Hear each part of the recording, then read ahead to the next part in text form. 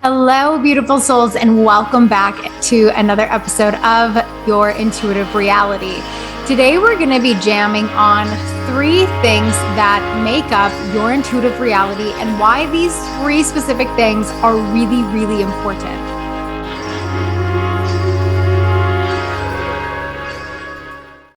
Hey everyone, it's Joey from the MyRealityPractice Network. Thanks so much for watching.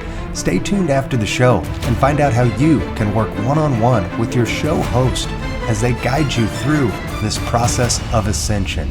Until then, enjoy the show. Hello, beautiful souls, and welcome back to another episode of Your Intuitive Reality. Today, we're going to be jamming on 3 things that make up your intuitive reality and why these 3 specific things are really, really important.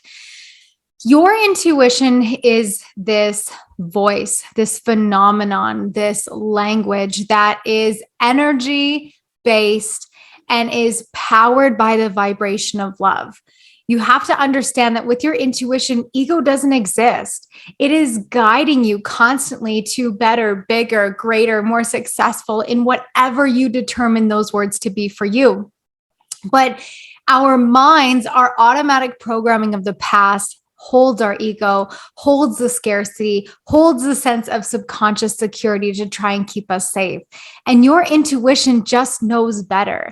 That gut instinct that you've chosen to not follow through with and you kicked yourself in the butt for before, intuition every single time through and through. And sometimes, depending on the level of trauma that you carry, you might only know your intuitive voice when things were really dark and scary and heavy. But understand that through that healing and that processing and that forgiveness, you can live an intuitive life and have an intuitive reality based on your experience of truly learning the difference between the scarcity, security, ego mindset and the intuitive, loving, guiding nudge that we all get to have. It's a birthright. So I want to dig into this. The first one that I want to tune into is faith and why this is so important. If you're new to following along with my journey, or we haven't connected before, and this is the first time that you're listening to this, first of all, welcome. I'm so grateful to have you here with me today. But I wasn't someone who always had a sense of faith. I always believed in God. I grew up with, I guess, the idea that God existed, though very much from a hypocritical standpoint. I watched people say one thing and do a very different thing. So my experience was, let's say, not as pure or true as it could be.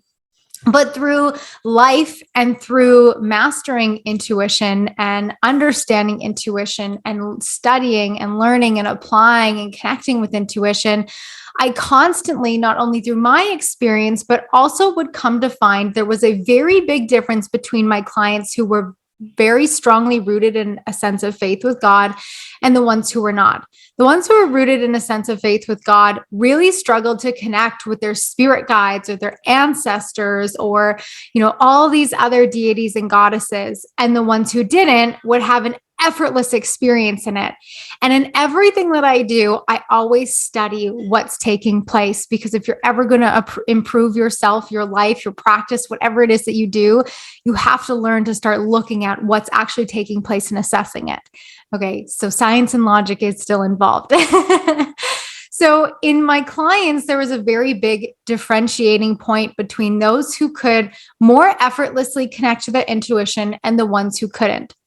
And though there was a similarity in their ability to understand the concept of intuition and how to apply it and ways to gather messages, there was a difference between the depth of the connection. The ones who were connecting to guides and goddesses and angels and all these other energies or entities constantly had a theme of lacking the ability to trust themselves, lacking the ability to find safety and security in going forward, taking the actions with the intuitive nudges, and being able to discern their ego, their logic from their creative, intuitive mind.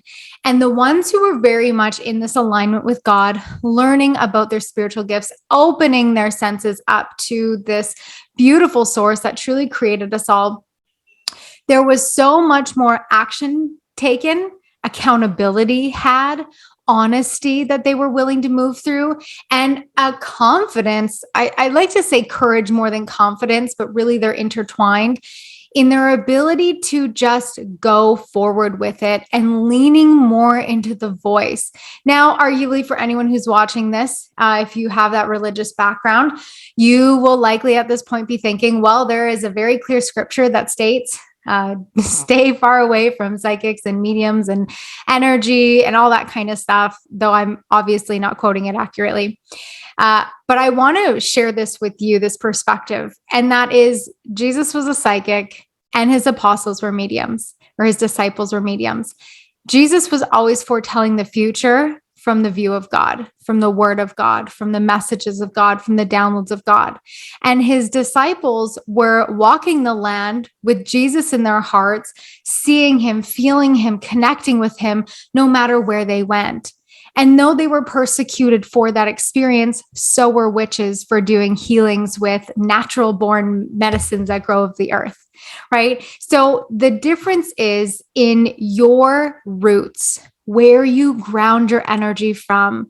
It is the only energy that promises this everlasting life and connection and solitude and fortitude that you get to have. Manifestation exists. God wants you to be rich in all the things that you desire as you follow through with the commandments. We struggle with this idea of being subordinate to something greater than us, but you're not driving the bus anyways. God is. So the sooner that you can accept that and move over and take your seat, honestly, the easier life truly gets. And why faith is number one is because in everything that you do, you are either going to find yourself stuck.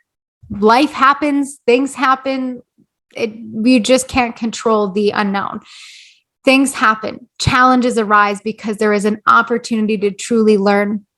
What I like to call challenges is that tilting point between your quantum leap and your past reality, because in that space, you find yourself finally at this pivotal moment of on the brink, manifesting the very thing that you once planted a seed. We talked about this a couple episodes ago. You planted a seed over here, and it is now manifested into this space where that final thing you need to connect the dots, find the person, learn the thing, whatever it is here. You can't avoid it. You can't ignore it. It's right in your face. Whether that's an emotional thing, a physical thing, a mental thing, whatever that looks like, here it is. And in everything you do, in every challenge you go through, you have to have faith because you have no idea what's going to happen on the other side. Even the best of planners talk about how faith is such a key element because, like I said, you're not driving the bus anyways. So you might as well just surrender, especially when you just don't know what else you can possibly do. You've shown up, you've done everything you possibly can. You listened to your gut instinct. You had the hard conversations. You invested the money. You saved the money. You took the new job. You asked for the raise. You finally found the doctor, whatever it looks like for you, whatever that challenge is that you're facing, you can do absolutely everything to the last degree and extent that you can possibly think of. And at the end of the day, clearing the throat chakra, you just have to have some faith. And so what are you having faith in? Because in these goddesses and these deities and these spirit guides and these ancestors, they're all energies of the past. None of them walked this life right now with you physically, and none of them will walk in this future physically with you. So is that really the best advice? You're going to guides that lived a past life. You're going to ancestors that lived in the past. They only know the times that they lived. So what exactly are they going to be able to provide you for your current and your future life when the paradigms of our reality are very vastly different?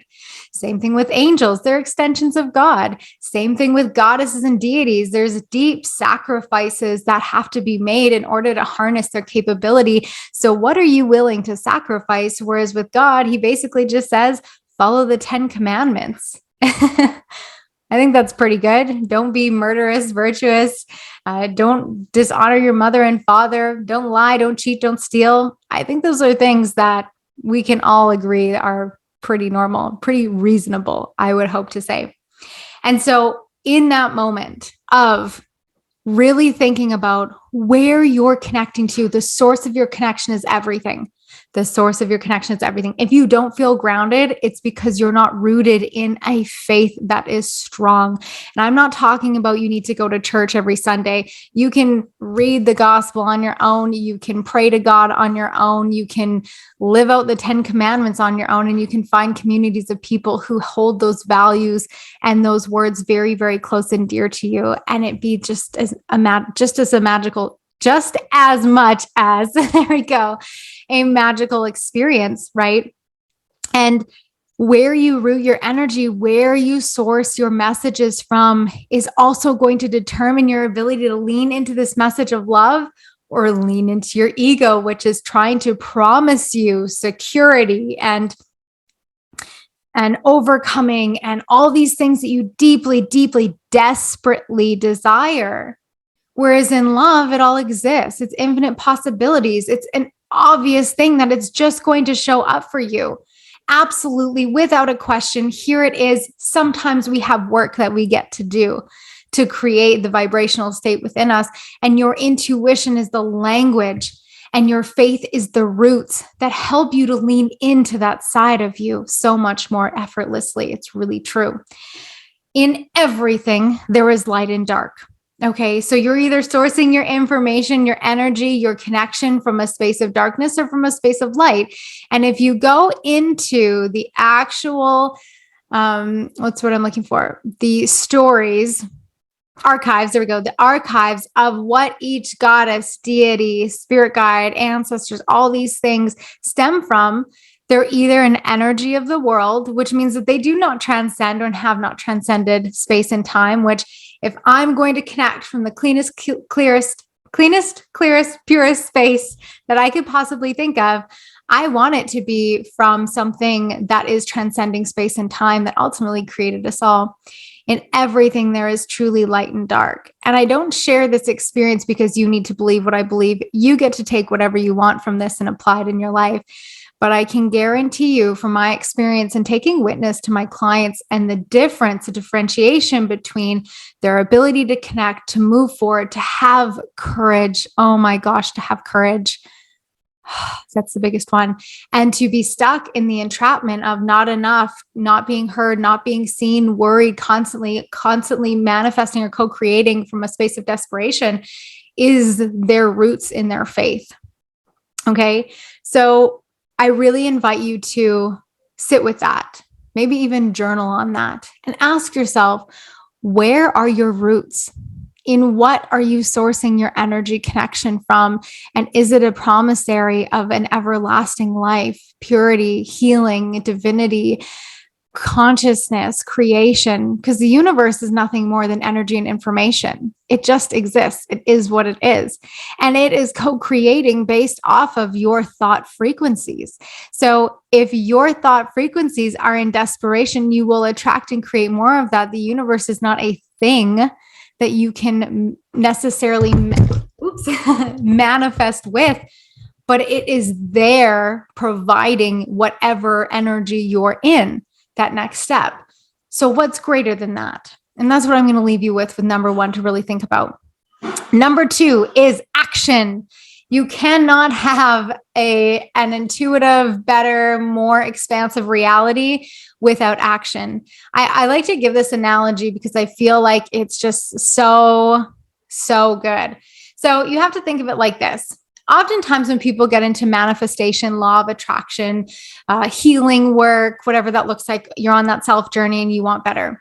There's this idea that you can sit on the couch and put your hand out and pray and hope and wish and dream, and it's just going to somehow fall in your lap. You're going to do the same things that you did every day, and it's all of a sudden going to change because you're changing this one little thing. You're not necessarily changing your actions. You're not necessarily changing your vibration, but you're changing that you're finally asking for what you want. And I'm here to tell you that that's like going and sitting on your couch and praying for the lottery and never buying a ticket.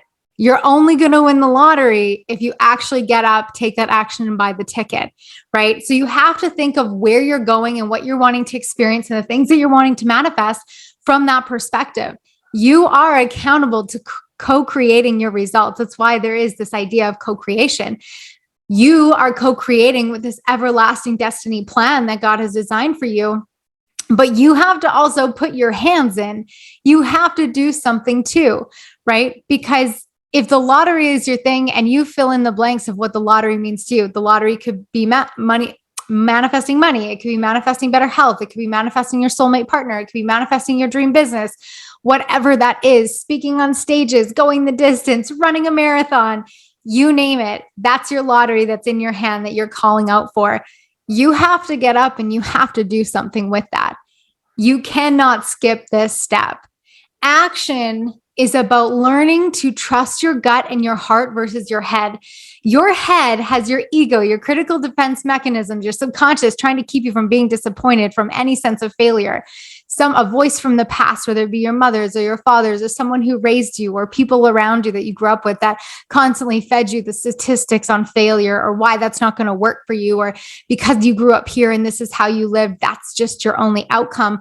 And I've never been someone who believes in the victim mentality. I do understand that for certain people or some people that the way that they grow up can make their life a little bit more challenging, but I actually argue that it makes their life more meaningful because they have such a depth and grave degree of duality of what the worst in their life could possibly mean.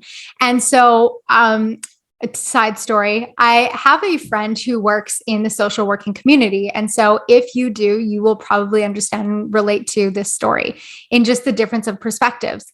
I've always been someone who's been very much a go-getter, an action taker. I'm not going to settle just because something's uncomfortable, because something's awful, horrible, treacherous, turmoil, whatever that is. Yes, they are horrific experiences, but you can read a book, listen to a podcast, go to a library, find somebody somewhere in some capacity or ways to learn differently. And yes, if you're only subjected to a certain form and framework of mentality, it does make it equally more challenging. However, if you dislike where you are so much so, you still always have two choices: to stay the same or find something better. And so she was arguing with me that in her working with personally teens of all different backgrounds and early adults, adolescents, in juvenile and correctional facilities, that a lot of what she sees is the victim mentality. And then that is, her argument was, that's just what they get. Like, that's the reality that they have set in. And I disagreed. And I said, no, it's not. It's just the reality that they're choosing, but it's not the only one that's available to them. And you could be that resource, right? Playing into the victim mentality when you're truly there to support people isn't actually helping them. It's hindering their ability to move forward, to be inspired, to get access to outside information, right? And so action, you have to be willing to take that action. There's nothing worse than sitting in a space of desperation, and maybe that's where you are right now, and feeling like you have no options or the world's crumbling around you. But the truth is that framework of mentality, that perspective, is equally truly a choice. And I say this to you because I sit in this and have these same conversations with myself when I really want to be overwhelmed, or I am overwhelmed with whatever is going on at that time. May it be financial, relational, health experiences, so on and so forth. When my husband was suffering from severe heart issues and death, literally, thankfully, he is alive. We found private healthcare, thank God. There were times where I didn't know what was up and what was down, where I only saw his exit of this earth.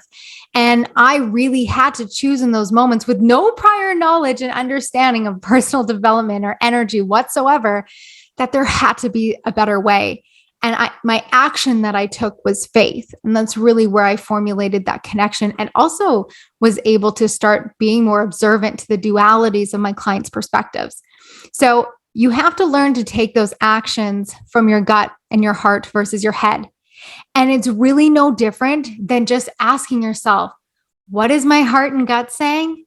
And what is my head saying? And when you take a moment to even close your eyes and disconnect from personal reality, and you turn on your other senses and you just lean in and you listen. What's my head saying?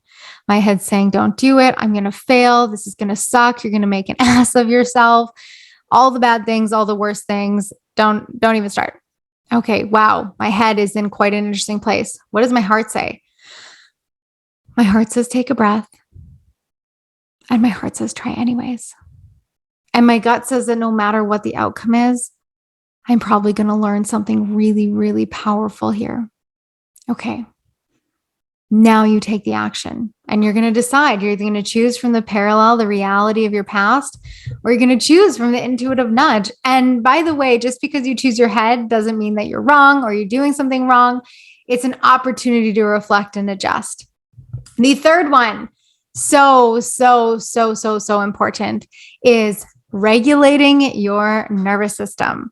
Why I chose these specific 3 things for making up an intuitive reality, faith, action, and nervous system regulation is because your faith roots you into now and is the voice of love guiding you forward. Your action is your ability to start creating evidence of discernment between your ego and your heart, your intuition, your voice, the nudge that's guiding you forward. And regulating your nervous system really helps you to go into a deeper level of discernment surrounding your ego and your intuition. Just like that, closing your eyes. What is my head saying? What is my heart saying? We want to regulate our nervous system because there's something from the past. There's our subconscious mind, our critical defense mechanism kicking in, flaring up our nervous system. We're going into fight and flight response and we want to panic, sit down and, okay, if I just sit here and maybe just pray and put my hand out, it's all going to work out. No. Maybe infinite possibilities, but least likely. Okay. Regulating your nervous system helps you to decompress and neutralize when you have these flare-up experiences. And sometimes they happen often, especially when we're going big and we're making changes, whether those changes be big or small. I have been struggling with consistency my whole life surrounding workout. I either binge worked out, lost a whole bunch of weight, or had all these emotional problems around eating and exercise and all these things. And it's through my everyday commitments of regulating my nervous system, then taking that action and leaning into my faith that I'm able to have a better outcome surrounding my exercise regimes. Just one small way of self-care and love that I get to practice this to help me to also raise my vibration and energy, right? Movement helps you to move energy. Emotions are energy in motion. So when your nervous system flares up from emotions, understand that underneath it all, your brain is creating stories from the past to make a meaning of that emotion. Yes, you're having that experience. Yes, you're having that response, but it doesn't necessarily mean every time what you're making it mean or what you think that it means. So regulating your nervous system starts with something as simple as a breath. Holy shit, I'm going to make this decision. It's so scary. Even just, okay, tomorrow. Oh, you know what? Your worthy opponent, your ego, it knows all your default settings. It knows that if it just gives that little nudge of, well, maybe later, or let's try tomorrow, we'll start Monday. I'm just going to have this much. I'm just going to spend this much. If I just take this out from here, I'll put it back later. Your worthy opponent is your ego. It doesn't have to try very hard to convince you to get out of your commitments or the changes you're trying to make for yourself. And so when you pause and you breathe, you start to begin to neutralize the response that your body is creating. Your body response, your body language will tell you everything. And yes, this is about self-awareness and intentionality. The second thing that you can do to help you to shift from a space of hyperactive ego response and neutralizing, listening, attentive, and being more intentional to your commitments that you're leaning into and desiring to manifest is tapping. So what you're going to want to do is take your 2 fingers and find the 2 points on your collarbones right at the middle. This is the axis between your heart chakra in your throat chakra. Your heart chakra is all about the love that you give and receive, compassion for yourself in these flare-up moments, letting go of the judgment. And your throat chakra is all about your self-expression, your ability to communicate, right? So when you find your high heart center point, which is located between your collarbones, and you just start tapping and you keep your eyes closed and you breathe. We want to disconnect from our physical reality. We want to breathe to regulate. And we're just going to tap. And you can do this for just a few breaths. And if you haven't already started, please feel free to follow along with me. I'm just taking a couple breaths here. And stopping. And opening your eyes. And assessing. How do you feel? Okay. I feel like I'm level-headed. I feel like I can lean into a better decision surrounding my commitments.